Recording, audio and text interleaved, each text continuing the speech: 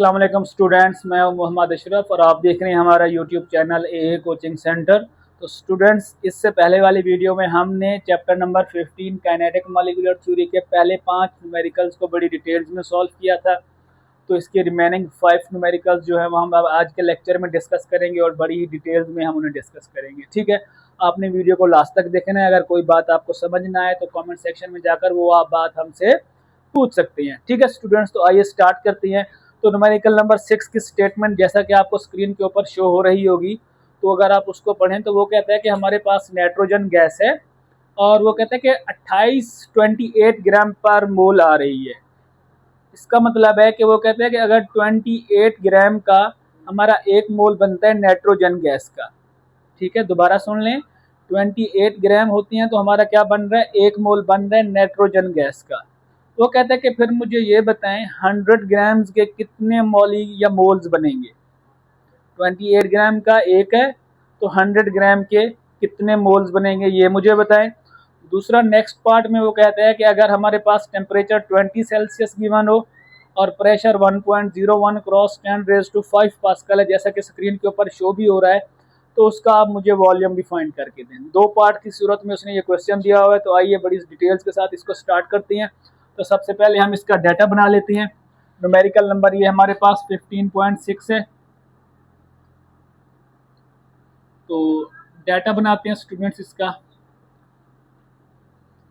Okay, data में पहले उसने हमें गिवन मोलर मास कितना दिया हुआ है स्टूडेंट्स। हमारे पास मोलर मास उसने दिया हुआ है स्टूडेंट्स, मोलर मास वो हमारे पास गिवन है स्टूडेंट्स 28 ग्राम पर मोल। ये हमारे पास मोलर मास गिवन किया गया है। और मास कितना गिवन किया गया है, गिवन मास है हमारे पास नाइट्रोजन गैस का, वो है हमारे पास स्टूडेंट्स 100 ग्राम्स। ओके, और उसने कहा है कि आप मुझे 100 ग्राम्स के भी मोल्स बना के दें। ठीक है, एक पार्ट इसका ये आ रहा है। आगे उसने कहा है कि अगर टेम्परेचर हमारे पास 20 सेल्सियस हो, कितना हो, 20 सेल्सियस, इसको हम केल्विन में अगर कन्वर्ट कर दें तो इसको 273 में ऐड कर देंगे तो स्टूडेंट्स ये हो जाएगा 293 केल्विन। ओके, वो कहते हैं कि अगर टेम्परेचर ये आ रहा हो और टेम्परेचर उसने दिया हुआ है स्टूडेंट्स हमें 1.01 क्रॉस 10⁵ पास्कल, देन वो कहते हैं कि आप मुझे इसका वॉल्यूम भी फाइंड कर लें। यानी 2 चीज़ें ये फाइंड करने के लिए हमें कह रहा है, पहले नंबर ऑफ मोल्स, फिर उसने वॉल्यूम पूछा है। ठीक है, तो फाइंड करने में हेडिंग डालते हैं कि क्या चीज़ें हमने फाइंड करनी है स्टूडेंट्स। तो फाइंड करने के लिए उसने हमें 2 चीज़ें कही हुई हैं। पहले उसने कहा है कि मुझे नंबर ऑफ मोल्स फाइंड करके दें n। ओके, दूसरे पार्ट में कहा है कि मुझे वॉल्यूम फाइंड करके दें इस नाइट्रोजन गैस का। ठीक है, तो आइए स्टार्ट करते हैं। हम सॉल्यूशन लिखते हैं।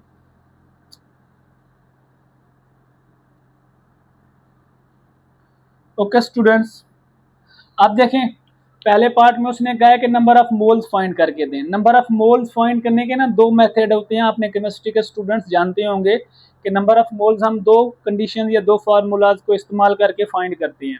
पहला फार्मूला क्या होता है स्टूडेंट्स, वो ये होता है कि अगर हमें मास और गिवन मास दिया जाए तो फिर हम क्या करते हैं, गिवन मास को मोलर मास के ऊपर डिवाइड करते हैं तो हमें नंबर ऑफ मोल्स मिल जाती हैं। ओके, सेकेंड है हमारे पास, अगर हमारे पास नंबर ऑफ एटम्स गिवन हो, उनके अगर हमें नंबर ऑफ मोल्स बनाने हो तो हम उन्हें एवोगैड्रो नंबर्स के ऊपर डिवाइड कर देते हैं, तब भी हमें नंबर ऑफ मोल्स मिल जाती हैं। सेकेंड है हमारे पास कि वॉल्यूम भी हमने फाइंड करना है, इसी क्वेश्चन का हिस्सा है। ठीक है, तो आइए हम स्टार्ट करते हैं, इसको डिस्कस करते हैं। पहले देखें यहाँ पर उसने क्या किया है, मोलर मास और गिवन मास दिया है, तो नंबर ऑफ मोल्स को फाइंड करने के लिए हम ये वाला फार्मूला इस्तेमाल करेंगे। तो इसका फार्मूला होता है स्टूडेंट्स हमारे पास n इज इक्वल टू, आप देखें हमारे पास गिवन मास कितना है, फार्मूला होता है given mass divided by molar mass.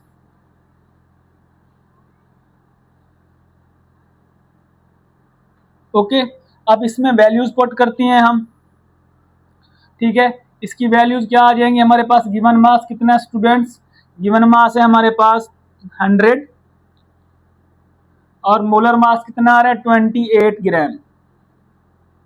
Okay students, अब देखें जब 100 को 28 के ऊपर हम डिवाइड करते हैं तो हमें मिल जाते हैं स्टूडेंट्स 3.57 मोल। ओके, तो हमें नंबर ऑफ मोल्स कितने मिल गए स्टूडेंट्स, 3.57 मोल्स बन जाती हैं 100 ग्राम्स के। अगर एक ग्राम एक मोल जो बन रहा हो 28 ग्राम का बन रहा हो तो 100 ग्राम्स के 3.57 मोल्स बनते हैं। ओके, अब दूसरे पार्ट की तरफ आ जाएं। उसने कहा है कि मुझे वॉल्यूम फाइंड करके दें। वॉल्यूम हमने इसका फाइंड करना है, तो वॉल्यूम फाइंड करने के लिए हम जनरल गैस इक्वेशन को यूज करेंगे। तो जनरल गैस इक्वेशन हमारे पास क्या होती है स्टूडेंट्स, सब स्टूडेंट्स जानते हैं। जनरल गैस इक्वेशन वो होती है स्टूडेंट्स हमारे पास PV is equal to NRT। Okay students, हमने वॉल्यूम फाइंड करना है तो P इधर डिवाइड हो जाएगा, तो V इज इक्वल हो जाएगा students NRT divided by P। अब देखें हमें नंबर ऑफ मोल्स चाहे मिलने थे वो भी हमें मिल गए। R हमारे पास जनरल गैस कांस्टेंट है तो इसकी वैल्यू हमें मालूम है। टेम्परेचर हमें गिवन किया गया है और प्रेशर भी हमें गिवन किया गया है। सारी वैल्यू जिसमें पुट करते हैं स्टूडेंट्स, तो ये हो जाता है बेटा हमारे पास N कितना आ रहा है, N आ रहा है हमारे पास 3.57 मल्टीप्लाई R हमारे पास आ रहा है स्टूडेंट्स 8.134 और टेम्परेचर कितना आ रहा है, वो आ रहा है 293 और प्रेशर आ रहा है स्टूडेंट्स हमारे पास 1.01 क्रॉस 10 रेज टू पावर 5। अब इसको हम सॉल्व करते हैं तो वॉल्यूम हमारे पास आ जाता है स्टूडेंट्स 0.084 मीटर क्यूब। तो हाँ, इस तरीके से हमारा ये न्यूमेरिकल भी कंप्लीट हो गया। पहले उसने कहा है कि नंबर ऑफ मोल्स फाइंड करके दें, वो आए थे 3.57 और वॉल्यूम आया हमारे पास 0.084। तो ये हमारा न्यूमेरिकल नंबर 15.6 भी कंप्लीट हो गया है। अगर इसमें आपको कोई बात समझ नहीं आए तो आप कमेंट्स में पूछ सकते हैं। अब हम अपना न्यूमेरिकल 15.7 स्टार्ट करते हैं। ओके, तो अब हम स्टूडेंट्स अपना 15.7 न्यूमेरिकल स्टार्ट करते हैं। तो उसकी आपको स्टेटमेंट नीचे स्क्रीन के ऊपर शो हो रही होगी। तो उसमें उसने हमें नंबर ऑफ एटम्स गिवन किए हुए हैं, ठीक है, उसको हम देख लेते हैं। वो कहते हैं कि नंबर ऑफ एटम्स हमें गिवन किए गए हैं, उसके सबसे पहले हमने नंबर ऑफ मोल्स निकालने हैं। फिर उसने उसका कहा है कि आप मुझे प्रेशर गिवन किया गया है, टेम्परेचर गिवन किया गया है और वो कहता है कि आप मुझे इसका वॉल्यूम फाइंड करके दें। वॉल्यूम फाइंड करने के लिए हमने बेसिकली यही फार्मूला लगाना है। नंबर ऑफ मोल्स यहाँ पर हमने कैसे फाइंड किए थे, गिवन मास और मोलर मास को यूज करके, लेकिन इस फार्मूले में उसने नंबर ऑफ एटम्स गिवन किए हुए हैं। यहाँ से स्टार्ट करते हैं। यहाँ पर हम इसकी हेडिंग डाल देते हैं 15.7 न्यूमेरिकल्स कर रहे हैं। ओके, अब देखें डेटा की हेडिंग डालते हैं।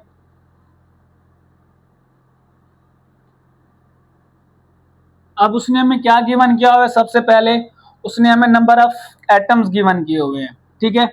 नंबर ऑफ एटम्स को हम डिनोट करते हैं N से, नंबर ऑफ एटम्स को डिनोट करते हैं हम N से, और वो उसने गिवन किए हुए हैं 3.0 cross 10 raise to power 24। Okay, और उसके बाद उसने हमें प्रेशर गिवन किया, volume given, sorry temperature given किया हुआ है। टेम्परेचर उसने हमें गिवन किया हुआ है 300 केल्विन और उसने हमें प्रेशर गिवन किया हुआ है स्टूडेंट्स, वो गिवन किया हुआ है हमें 120 किलो पास्कल। तो इसको किलो पास्कल से हम क्या करते हैं, पास्कल में कन्वर्ट करती हैं, तो किलो की जगह क्या होती है 1000। 1000 की 3 जीरोस हम इसके साथ लगा देते हैं, तो ये हो जाता है स्टूडेंट्स हमारे पास 120,000 पास्कल। ओके, अब वो कहता है, और हम जानते हैं कि हमारे पास जो R होता है जनरल गैस कांस्टेंट, उसकी वैल्यू होती है 8.134 पर जॉल पर मोल केल्विन। ओके, अब वो कहता है कि आप मुझे फाइंड करके दें वॉल्यूम। वॉल्यूम फाइंड करने के लिए हमें चाहिए होती है प्रेशर चाहिए होता है, टेम्परेचर चाहिए होता है, आर चाहिए होता है और नंबर ऑफ मोल चाहिए होती है। लेकिन यहाँ पर उसने नंबर ऑफ एटम्स गिवन किए हुए हैं। सिंपली ये हमारे पास फाइंड करने के लिए हमने क्या कहा है उसने यहाँ पे लिखते हैं। तो फाइंड करने के लिए स्टूडेंट्स उसने हमें कहा है फाइंड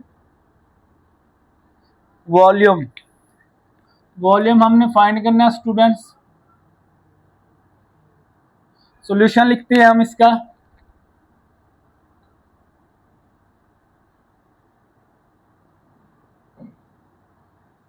ओके, अब देखें हमने वॉल्यूम फाइंड करने के लिए हमें क्या चाहिए, जनरल गैस इक्वेशन।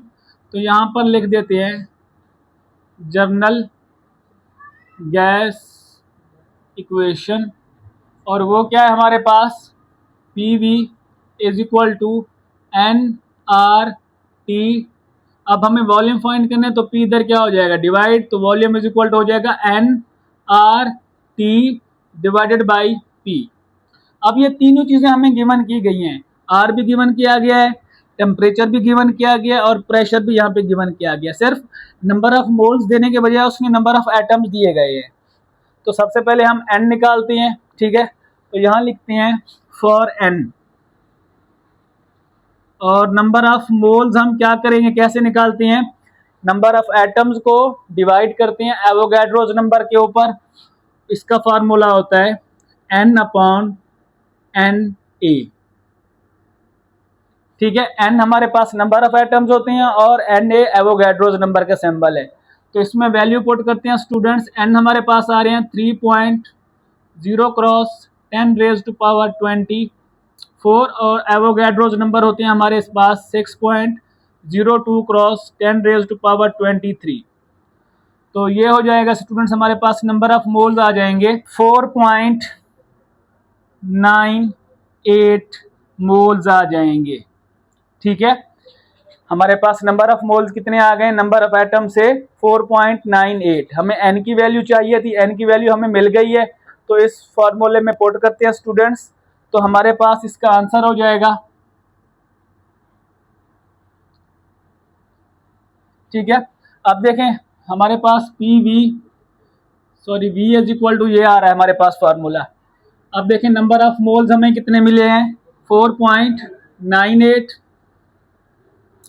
आर हमारे पास कितना आ रहा है, वो आता है हमारे पास 8.134, और उसके बाद टेम्परेचर कितना है हमारे पास 300 डिवाइडेड बाई प्रेशर कितना आ रहा है हमारे पास, प्रेशर आ रहा है स्टूडेंट्स हमारे पास 120,000।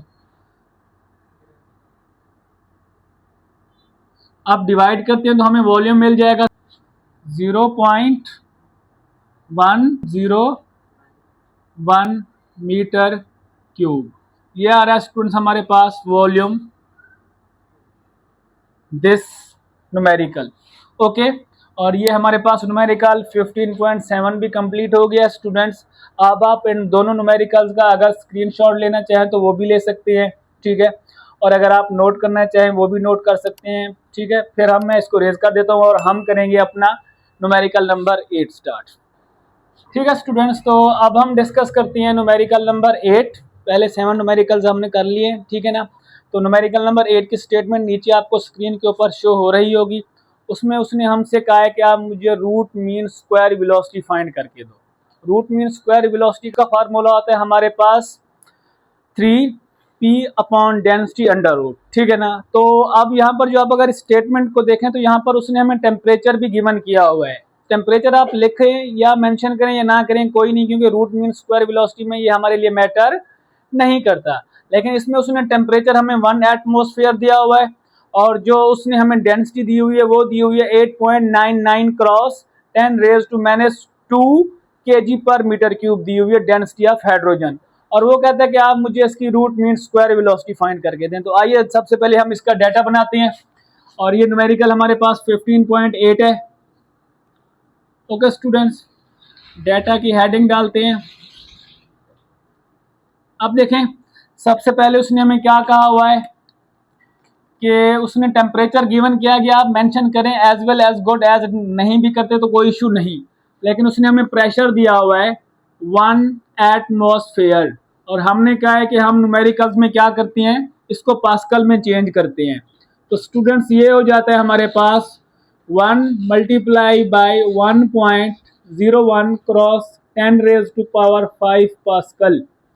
तो स्टूडेंट्स ये हो जाता है, प्रेशर हो जाता है हमारे पास 1 से मल्टीप्लाई करेंगे तो यही सेम आएगा 1.01 क्रॉस 10⁻⁵ पास्कल। ओके, उसके बाद उसने हमें कहा हुआ है कि इसकी जो डेंसिटी आ रही है ना स्टूडेंट्स, वो आ रही है 8.99 क्रॉस 10⁻⁻² kg पर मीटर क्यूब। ओके, और फाइंड करने के लिए कहा है कि मुझे आप रूट मीन स्क्वायर वेलोसिटी, हालांकि न्यूमेरिकल के स्टेटमेंट में उसने हमें टेम्परेचर मेंशन किया हुआ है, हमें नीड नहीं है तो हमने यहाँ पे मेंशन नहीं किया, पर कर भी दें तो कोई इशू नहीं है। तो आप देखें, फाइंड करने के लिए स्टूडेंट्स उसने हमसे कहा है कि आप मुझे फाइंड करके दें root mean square velocity, root mean square velocity हमने उसको फाइंड करके देनी है। सॉल्यूशन लिखते हैं स्टूडेंट्स।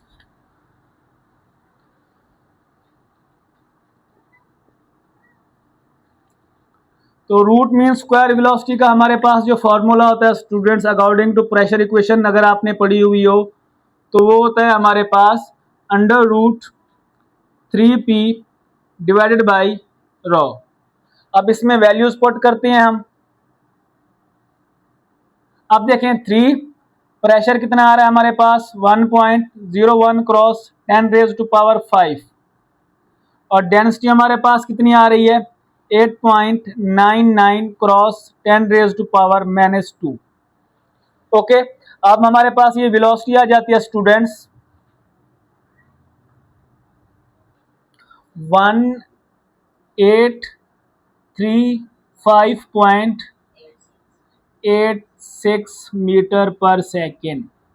ये आ जाती है हमारे पास root mean square velocity of hydrogen. Okay, तो ये हमारे पास न्यूमेरिकल नंबर 8 था। ये बिल्कुल सिंपल और आसान था। इसमें अगर आपको कोई बात बेटा आपको समझ नहीं आई तो आप कमेंट सेक्शन में जाकर वो क्वेश्चन हमसे पूछ सकते हैं। ठीक है, तो अब हम न्यूमेरिकल नंबर 9 स्टार्ट करेंगे। ठीक है, तो अब हमारे पास न्यूमेरिकल नंबर 15.9 की स्टेटमेंट नीचे आपको स्क्रीन के ऊपर शो हो रही होगी। तो अगर आप उसको गौर से पढ़ें तो वहाँ पर भी वो हमसे रूट मीन स्क्वायर वेलोसिटी कहता है। अब यहाँ पे स्टूडेंट्स थोड़े से कंफ्यूज होती हैं।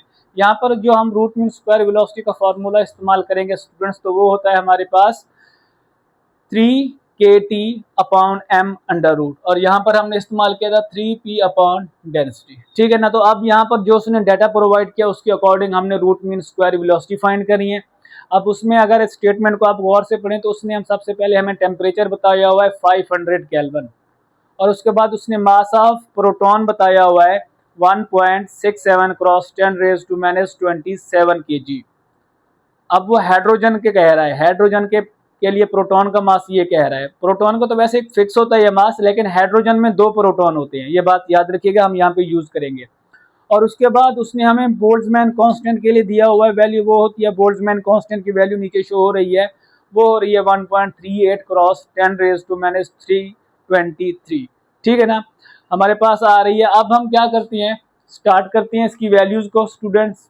ठीक है, डाटा बनाते हैं। सबसे पहले 15.9 न्यूमेरिकल है हमारे पास। ओके, 15.9 न्यूमेरिकल डाटा बनाते हैं। सबसे पहले डाटा की हेडिंग।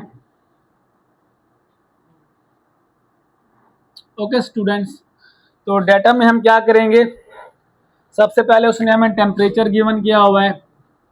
टेम्परेचर उसने हमें गिवन किया हुआ है 500 केल्विन, ऑलरेडी केल्विन में, तो हम इसको मजीद चेंज नहीं करेंगे। उसके बाद उसने हमें मास ऑफ प्रोटॉन दिया हुआ है, वो दिया हुआ है 1.67 क्रॉस 10⁻⁻27 kg। और उसके बाद उसने हमें बोल्ट्जमैन कांस्टेंट की वैल्यू दी हुई है, वो दी हुई है 1.38 क्रॉस 10⁻⁻23। ठीक है ना।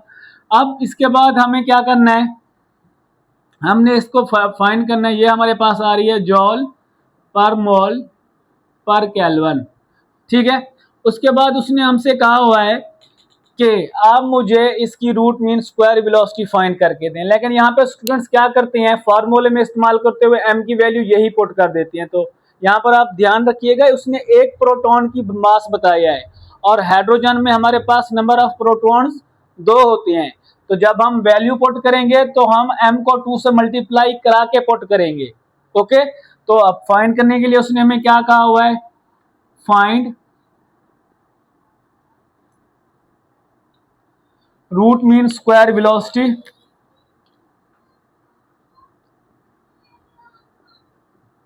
सॉल्यूशन लिखते हैं स्टूडेंट्स इसका।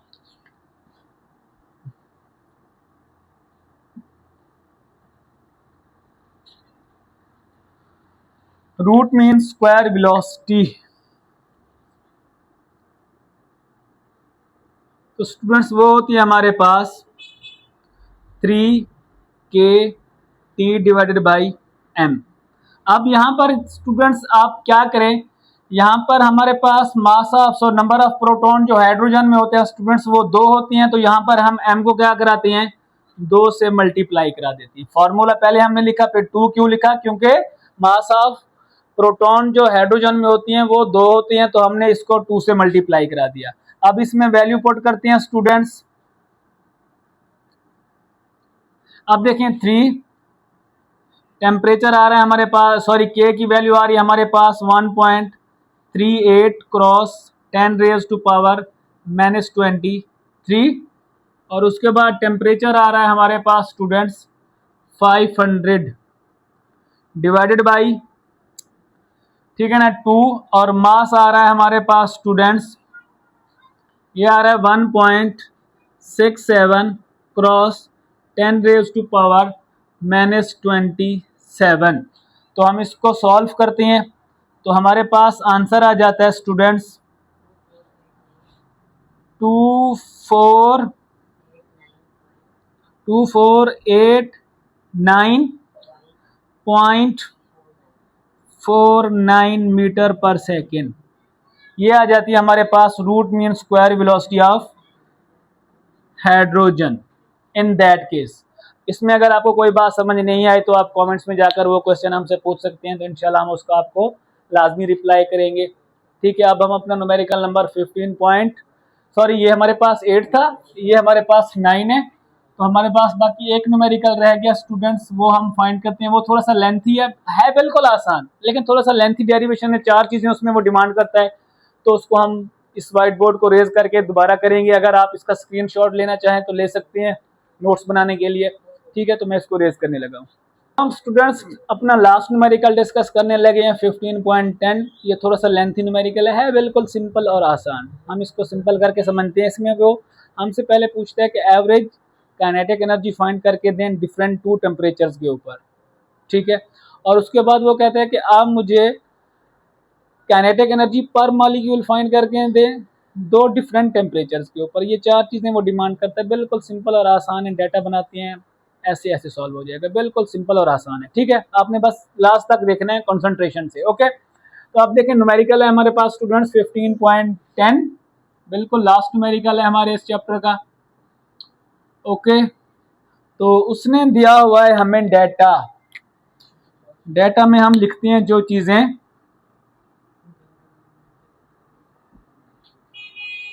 ठीक है, तो डाटा में आ रहा है बेटा हमारे पास टेम्परेचर पहले 1 गिवन किया हुआ है उसने हमें 10 सेल्सियस है ना बेटा, T1 हमें 10 सेल्सियस गिवन किया हुआ है, और T2 उसने हमें 40 सेल्सियस गिवन किया हुआ है। और हमने पढ़ा हुआ है कि हम न्यूमेरिकल्स को क्या करते हैं, केल्विन में टेम्परेचर को चेंज करके पुट करते हैं। तो इसको अगर हम केल्विन में पुट करें तो इसमें क्या करेंगे, 273 को ऐड कर देंगे, इसमें भी 273 को ऐड कर देंगे। तो यही टेम्परेचर फिर हमारे पास T1 कितना बन जाएगा स्टूडेंट्स, ये बन जाएगा 283 केल्विन, और T2 हमारे पास हो जाएगा स्टूडेंट्स, ये हो जाएगा 313 केल्विन।